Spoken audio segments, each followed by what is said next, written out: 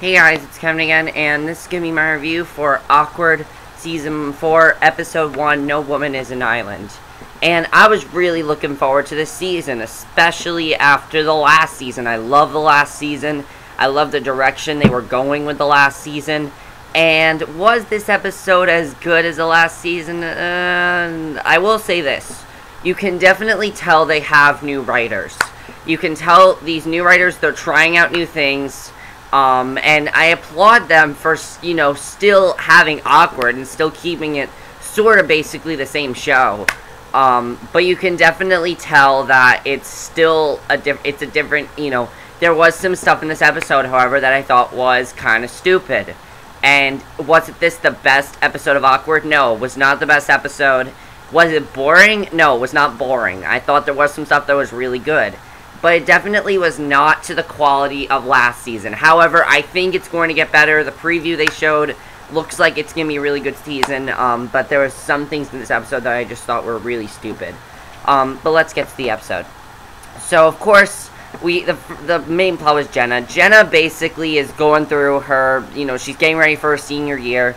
And she's kind of picturing her life, with Matty, all these guys are, with her. She's signing a book. Basically, we find out very early that she wants to be a journalist. That's what Jenna wants to do. She wants to write her own book and things like that. And she's actually masturbating in her dreams, and her parents walk in on her to talk about her senior year. I actually thought that was pretty funny, because, that part was funny, because that happens to people, awkward things like that. The show is called Awkward. Definitely some of the most awkward moments happened in this episode. But she's getting ready for her senior year, and her mother tells her that, her mother's actually excited for her senior year. She's telling her you're going to have so much fun, you have all this stuff you don't need to do all this other stuff. And, she's kind of excited for Jenna. Because, her mother's pretty young. She's not, losing things or anything. So her mother's probably the first mother that's actually excited about her child's senior year. I never would have, I thought that was definitely interesting that she was excited for Jenna. I never would have thought that she would be, but she was actually really excited for Jenna for her senior year, and I thought that was interesting. So after that, Jenna meets up with what happens after that? Jenna meets up with Tamara, of course, and, it's pretty awkward. It's very funny between her, because, Tamara has all this stuff to plan, because she, is senior class president. Yeah, senior class president, so she has all this stuff to plan, and it's really, really funny, with her. She has all this stuff, and I love that whole scene where she's saying all the stuff she has to plan. I just thought that was really funny. And also, very quickly, everyone finds out that, that Jenna masturbated with her parents, because her parents go blab it off to people. So in the very beginning, we find that Sadie knows. Very funny. When everyone was finding out that she did this, it was pretty funny. I don't know if that would actually happen in school, but definitely that was pretty funny. So it's time for Jenna to get there for the senior class picture. And while that's happening, we see a couple of things. One, we see, Tamara talking and everything, and we also see, the new girl, Eva. And Eva, this girl is a new girl. She is this is her senior year, and, she is attractive, I will say that, but I kind of feel like they're just replacing her with Ming. And we don't exactly know what happened with Ming. They tell us later in the episode. But while they're taking the senior class picture, there's this thing that talks about the hot list, and Jenna is number 137 on that list. It wasn't, I think it was like a hot list or popular list or something like that, but whatever it was, she's number 137, so not good at all. And they take the picture, and Jenna's not even smiling. That definitely was really funny. So after that, we see that, Valerie is laughing hysterically at the whole thing.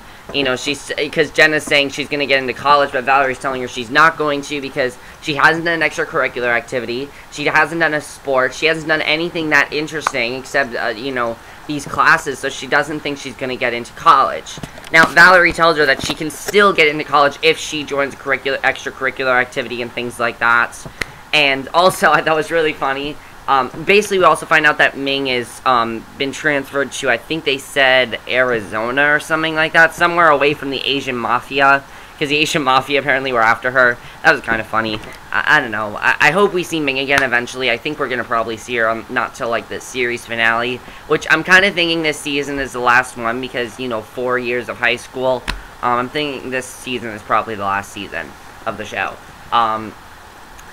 But basically, after this, what happens is, Jenna tells Tamara about the whole extracurricular thing, and Tamara says that Jenna should join cheerleading. She said cheer squad, but she means cheerleading, basically. She wants her to be a cheerleader.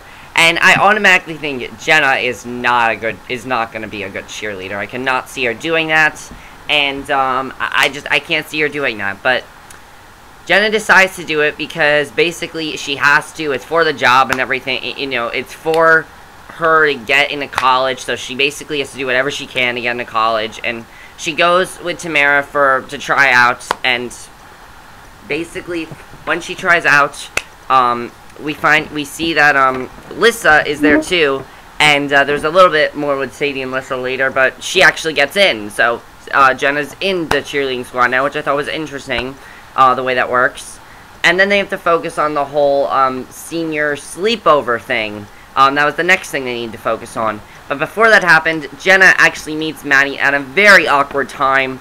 You know, this is right when Jenna and Lacey are talking about her masturbating right in front of Matty. It turns out he has this really cheap job, you know, this really fun job, just posing for girls in a mall. You know, he says it's a stupid job, but the pay is good or something like that. So, you know, I still think Matty is slowly becoming my favorite character on this show.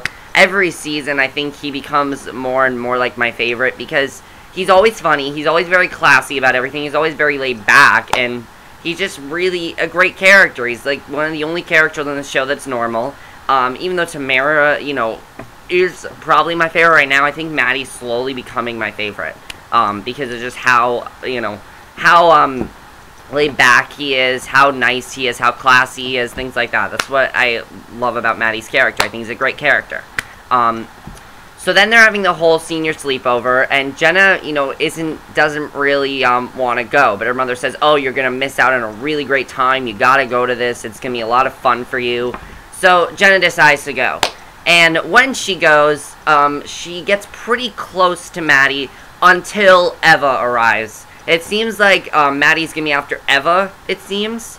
And Eva, you know, we can see that she doesn't really want any boyfriends or anything like that.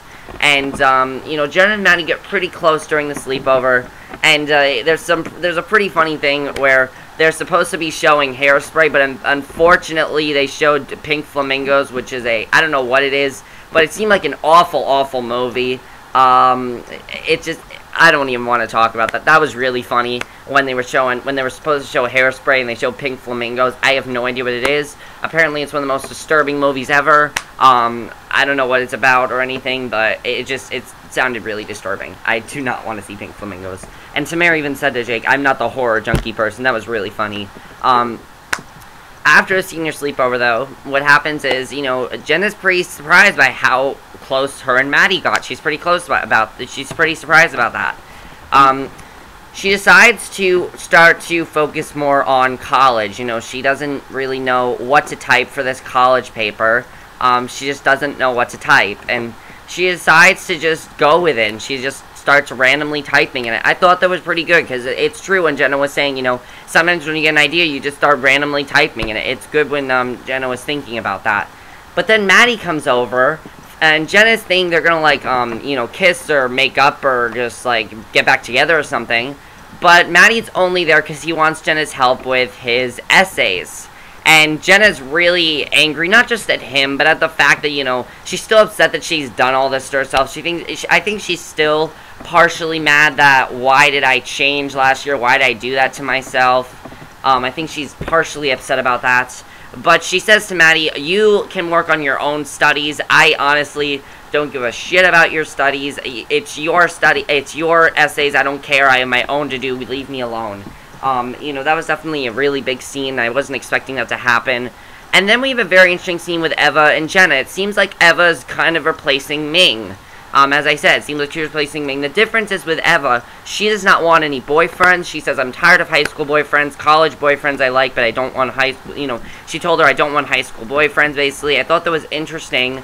Eva's definitely going to be an interesting character, because it seems like every guy's after her, but she doesn't want anyone. She doesn't want, Matty and Jake are both after her at this point, so I don't know where she's going to go. I like her character. I'm just interested in seeing more of Eva's character. I kind of like where they're taking her character. I think it's interesting. Definitely. I think she's kind of replacing Ming, but no one can replace Ming. Ming was a great character, and no one can really replace her, I don't think. That might have been what was missing from this episode, Ming. I think that could have been what was missing. But after this happens, though, after she has this whole conversation with Eva, after she has that conversation, she goes over to Matty. She decides to go over to Matty. And this time when she goes over to Matty, well, we did have something before that, but that has to do with Sadie's plot, which I'll get to. She goes over to Matty, she knocks on his door, and they end up sleeping together, which I was very surprised about, but I'm happy that they're kind of back on track. They're kind of where they need to be, and I think that's kind of Jenna just being happy that she's back together. She thinking she's back together with Matty, so I'm wondering where that's going to go, but that was basically Jenna's plot. Very strong. Really, really enjoyed it. What I did not enjoy so much was Tamara's plot. What was the point of it? I did not like it. I thought it was stupid. I thought it was just really, really stupid, and just, it was stupid, personally. Jenna and Tamara talking. Tamara knows that Jenna was masturbating, and Tamara asks, when you're masturbating, have you ever had an orgasm? And Jenna says, wait, you've never had an orgasm? So Tamara said she has, but Jenna says, oh, you know when you have. So basically, Tamara was doing whatever she can to have an orgasm. She has sex with Jake, and it doesn't work. And then, during the senior sleepover, probably the funniest awkward scene of the probably the most awkward scene of the show, and probably the most funniest scene of the episode. She's trying to have sex with Jake in the sound booth, and he accidentally turns on everything, turns on the lights and everything, and basically we end up seeing that, she's like, oh, you're never gonna get me off, and everybody hears that, and that was pretty funny. But she ends up masturbating with a toothbrush, and so she has an orgasm. That was just whatever. I thought that was stupid. I understand they're trying to show that Tamara and Jake's relationship, it's not working between them, but I was not a fan of that. However, I loved Sadie's plot in this episode. I really loved what they were doing with that. I knew there was more to that, but I really, really loved it. So, also, another really funny thing is Lissa's character in this episode. I'll get to that. But Sadie, basically, she's in the cheerleading thing and everything, and it's between her and Lissa. And Valerie says, okay, let's put to a vote. It turns out people vote Lissa for cheerleading captain, and Sadie gets really, really pissed. Like, more upset than we've seen her before. We knew Sadie would be upset about this, but not the way we saw her. She's basically like, no, she cannot take my position, that's my position. And it's just, we've never seen Sadie like this. I knew when she was upset there was more to it. Basically, though, during the senior sleepover, Sadie confronts Lissa and says, you cannot take that position from me. And Lissa says, I was chosen by everyone, I have to take it. And Sadie's basically telling her, she calls her on the phone, she's like, hello, Lissa, yes, I am telling you that you are chosen by me to give me back that cheerleading position. I thought that was pretty funny. When that happened, I thought that was really funny.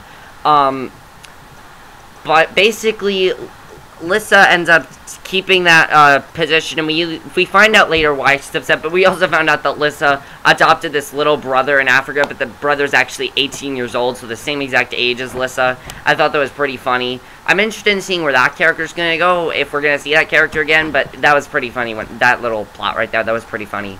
But later we find out, Jenna and her dad are in this food truck thing, just trying to get some food, and we find out that Sadie is working in the food truck. That's why she was so upset, because Sadie's lost everything. She's still living with Aunt Allie.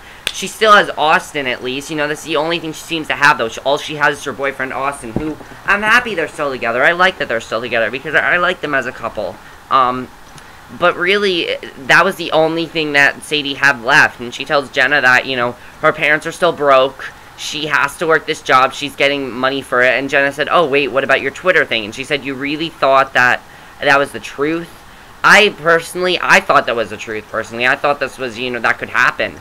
But Sadie said that could never happen. I'm not Chloe. I'm not one of the Kardashians. I thought that was pretty funny when she said that. But you gotta feel bad for Sadie, because it turns out that the only thing that she had was that cheerleading position. It meant so much to her because she's lost everything else. She's lost money. She's lost her parents. All she has is Aunt Allie, who's not really taking care of her very well.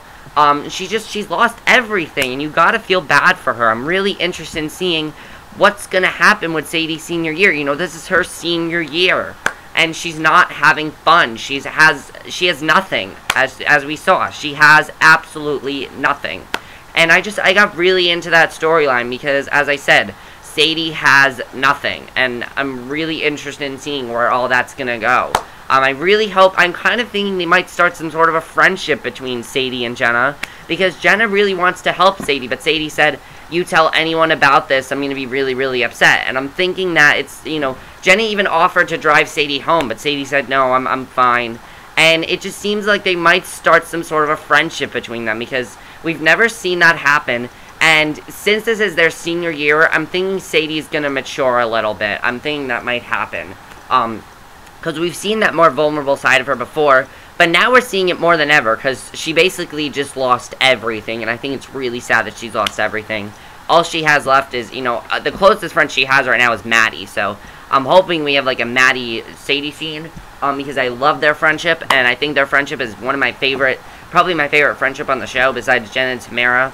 But I love their friendship, and I really hope that we see what else is going on with Sadie, because I really liked her plot in this episode.